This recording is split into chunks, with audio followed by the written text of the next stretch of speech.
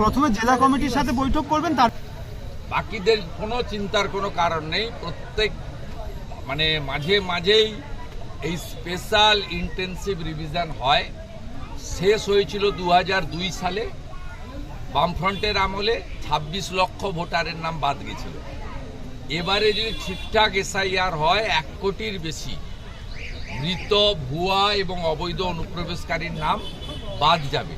তাই নির্বাচনের প্রথম ধাপ হচ্ছে ভোটার তালিকাকে ত্রুটিমুক্ত করা।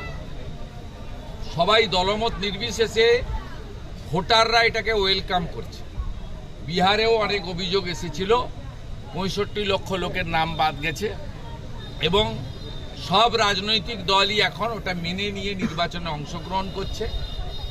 প্রথম যারা বাধা দিচ্ছিলেন এখন দেখবেন অনেকেই লাইনে এসে গেছে, কারণ ভারতবর্ষের যে সংবিধান বাবা সাহেব আম্বেদকর তৈরি করেছেন তাতে 324 থেকে 329 যে আর্টিকেল আছে, নির্বাচন কমিশনকে সম্পূর্ণ স্বাধীন সাংবিধানিক দায়িত্ব দিয়ে গেছে।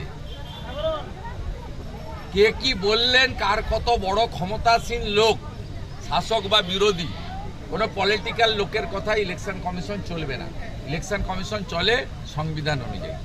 সঠিকভাবে পূর্ব মেদিনীপুর বেছে নিয়েছে।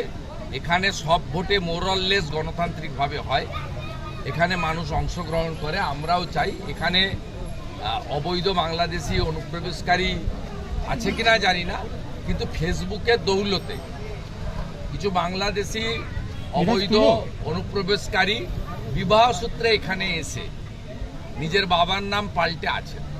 অর্থাৎ এগুলো ভোটার তালিকা থেকে বেরিয়ে যাওয়া দরকার, পরিষ্কার হওয়া দরকার আছে।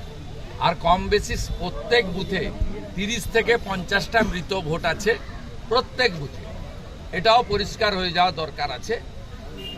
পরিষ্কার পরিচ্ছন্ন ভোটার তালিকায় গণতন্ত্রের সবচেয়ে বড় স্তম্ভ।